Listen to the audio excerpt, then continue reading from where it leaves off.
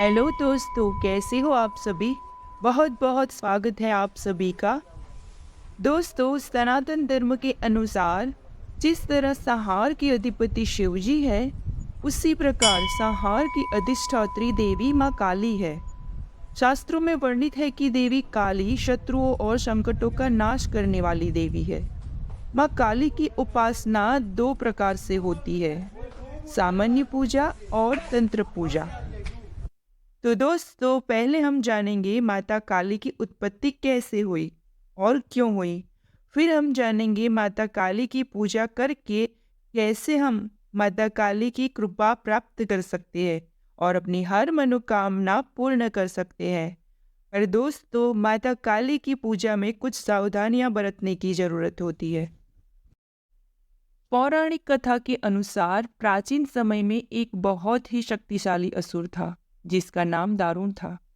उसे वरदान मिला था कि उसकी मृत्यु किसी पुरुष के हाथों नहीं बल्कि एक स्त्री के हाथों ही हो सकती है। उसके अत्याचार से सभी देवता बहुत दुखी थे। इस परेशानी से निजात पाने के लिए सभी देवता ब्रह्मा जी के पास पहुंचे। ब्रह्मा जी ने इस समस्या का निदान करने के लिए एक स्त्री का रूप धारण किया और दारुण का वध करने चले गए। लेकिन यह दारुण को युद्ध में हरा नहीं पाए। इसके बाद सभी देवता और ब्रह्मा जी के साथ भगवान भोलेनाथ के पास गए और भोलेनाथ से मदद मांगी और भगवान से प्रार्थना करने लगे। इस दौरान महादेव ने माता पार्वती की तरफ देखा और समझाया। माता पार्वती ने एक अंश निकाला जो उनकी ही शक्ति थी। यह अंश एक चमकता हुआ तेज था।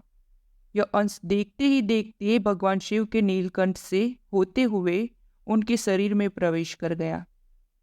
फिर भगवान ने अपना तीसरा नेत्र खोला। इससे तीनों लोग भय से कांपने लगे। उनकी तीसरी आंख खुली और उससे एक शक्ति बाहर निकली। यह शक्ति को देख सभी देवता भयभीत हो गए। यह शक्ति विशाल और रौद्र थी। शक्ति का रंग काला गहरा और जुबान लाल थी। उनके चेहरे पर तेज ऐसा था मानो आग हो। माथे पर तीसरा नेत्र था। इसी तरह हुआ माता काली का जन्म। कुछ ही देर में माता काली ने दारुण और उसके सभी साथियों का वध कर दिया। उसके बाद भी माता काली का गुस्सा शांत नहीं हुआ और बढ़ने लगा। ऐसे में उनका गुस्सा शांत करने के लिए शिवजी ने एक बच्चे का रूप धारण किया। इस रूप में आते ही माँ काली के सामने आ गए।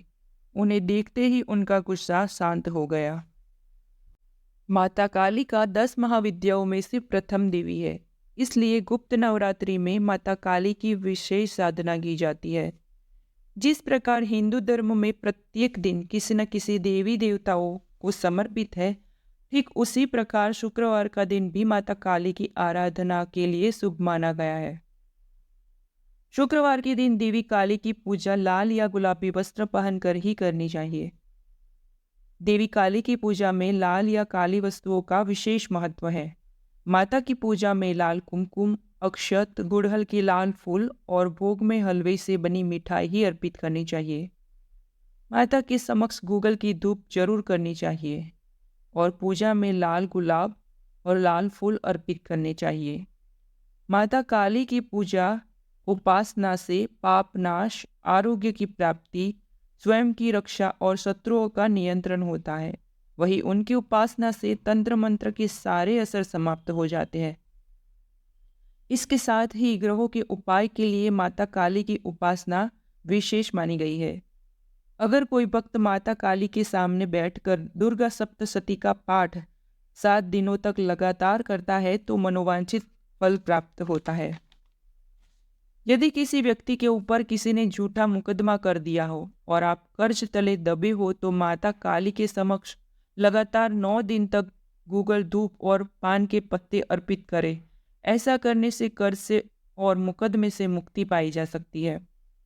माता काली हमारे जीवन की रक्षा करती है। माता अपने भक्तों को निर्भीक और सुखी बना देती है। वह अपने भक्तों को कई तरह की परेशानियों से बचाती है। माता काली की भक्ति से लंबे समय से चली आ रही बीमारी दूर हो जाती है। ऐसी बीमारियां जिनका इलाज संभव नहीं है, वह भी माता काली की पूजा से समाप्त हो जाती है। बुरी आत्माओं से माता काली रक्षा करती है, कर्ज से छुटकारा दिलाती है। इसके अलावा बिजनेस आदि में आ रही परेशानियों को भी दूर करती है।